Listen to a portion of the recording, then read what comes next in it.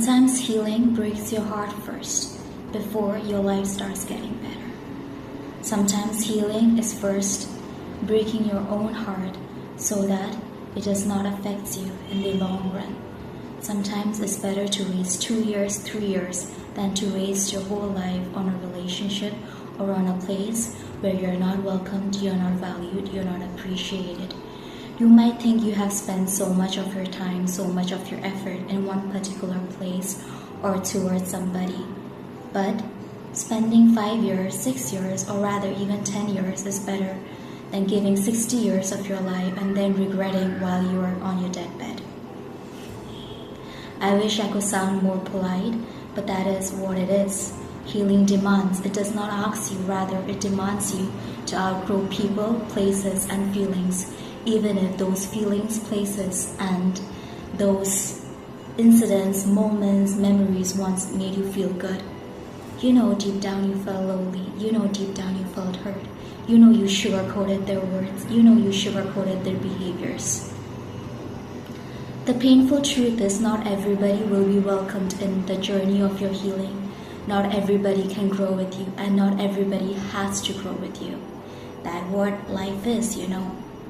As human beings, we naturally hold on to what feels emotionally known, even though what is emotionally known hurts us, even though what emotionally is known to us no longer nurtures. That is why becoming healthier, becoming more better version of yourself can feel so lonely at first. Because while your heart is learning peace, your soul is also grieving what once felt like home.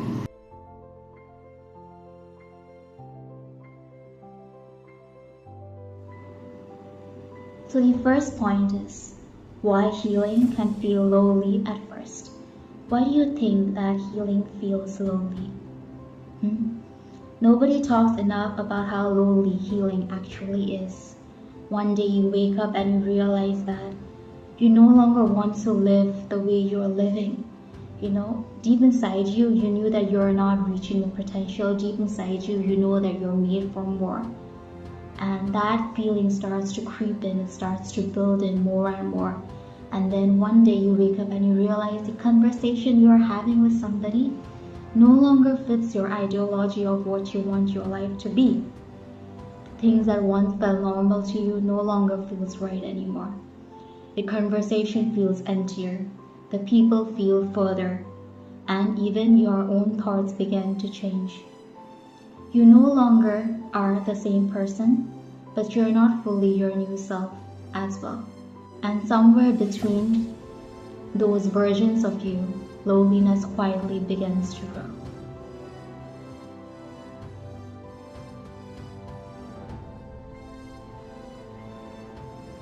The second point, the psychology of familiarity.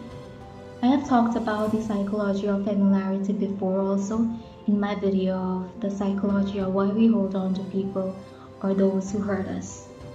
So I'm going to repeat myself in this video also about the psychology of familiarity.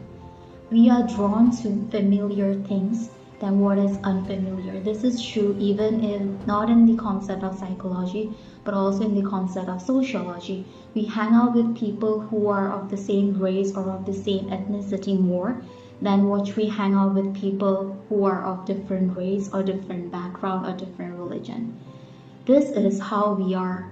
We have the concept of in-group and out-group. So in-group is everyone that is like us, similar, and out-group is somebody who is different than us. We hang out or we make friends with people who have similar interests than who are very different than us. So the psychology of familiarity affects our day-to-day life and also how we interact with people and how we view things and how we perceive life. So in my previous video, I talked about familiar pain feels safer than the unknown.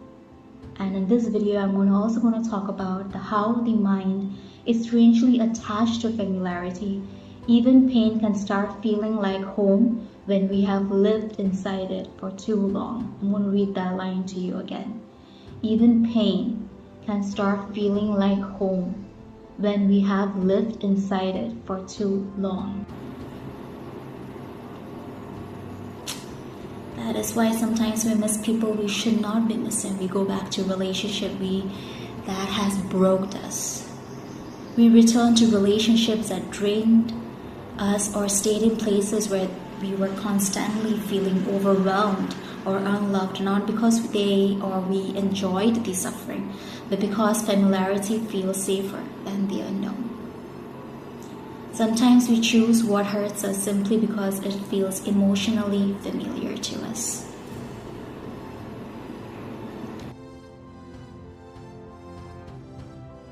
The third point, outgrowing people during healing. One of the saddest truths about healing is that not everybody can grow with you, and not everybody will go into the new life that you're creating for yourself.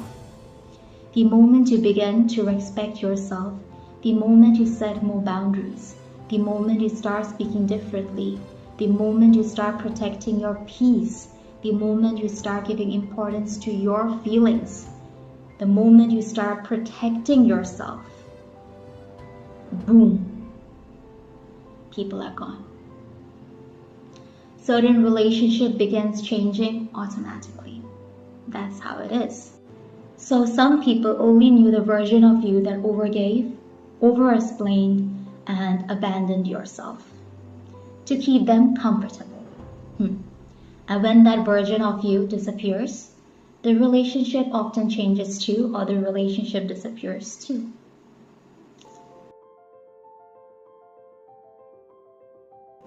Now you'll go to the fourth point, which is trauma balance and attachment. I talked about this in my previous video, which is the psychology of why we hold on to those who hurt us. And this was the second point. So I'm going to repeat myself again and in a more different way. And this time the topic is trauma balance and attachment.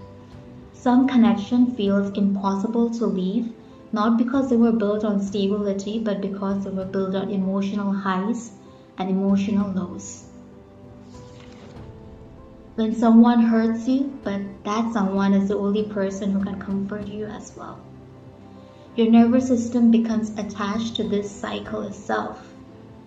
The pain, the waiting, the temporary affection, the confusion, all of it creates intensity that the brain mistakes it for deep connection or deep love. That is why healthy love can initially feel unfamiliar to you, especially to those people who have spent years surviving emotional chaos. The fifth point, grieving old versions of ourselves or grieving old versions of yourself. Healing, the process of healing, is also the process of overcoming grief or going through grief. Nobody talks about this, but healing also comes with grief. Grieving people, grieving places, but also grieving the version of yourself. What version of yourself? The version of yourself that begged to be loved. The version of yourself that stays silent to avoid conflict. The version of yourself that accepted less, only so that people may stay comfortable and others might stay with you. The version of themselves that kept shrinking themselves. Even unhealthy versions of ourselves becomes emotionally difficult to let go because they carried us through some of the most hardest moments of our lives. The sixth point, while loneliness is often part of the transformation, the truth is becoming healthier is a lonely road before it starts feeling peaceful. Growth creates distance. Distance from chaos, distance from people who has shrinked you, distance from familiarity, distance from things that has always blocked your potential. But loneliness during healing does not always mean that you are not healing or that you're losing your life. Sometimes it is a sign that you are finally choosing yourself.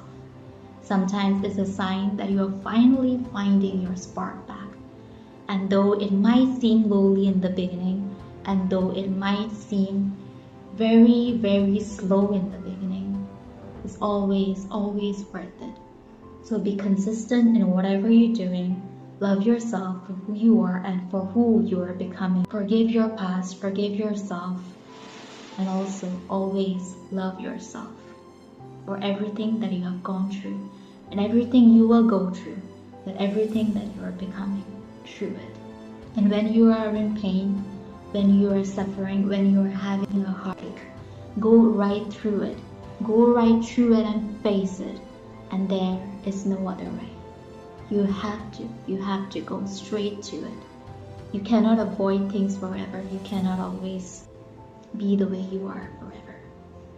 You are more than what you are right now.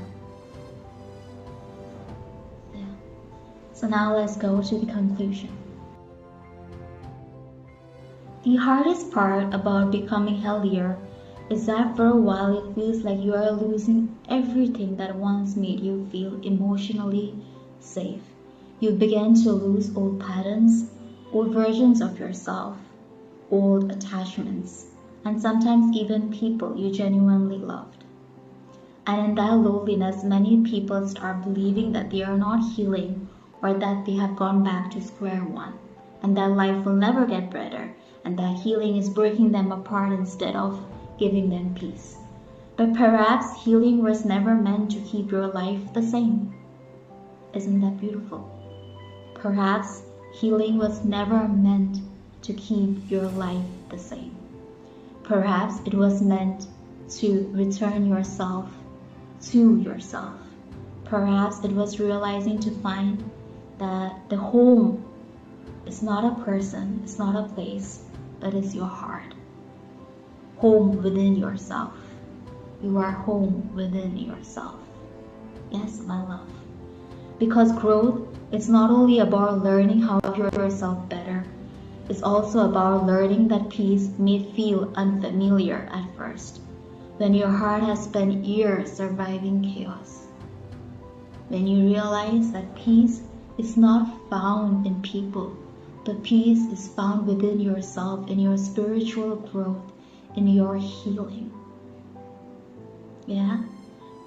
And maybe that is why healing feels so lonely in the beginning, because your soul is slowly unlearning what it once believed that it deserved.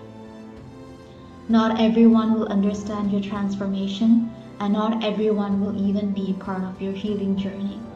Not everyone will be part of your growth, and not everyone will be part of your future. And that's a fact in fact, yeah? But that does not make your healing wrong. Sometimes outgrowing people is not betrayal. It's the quiet evidence that you are finally becoming the person your pain could never allow you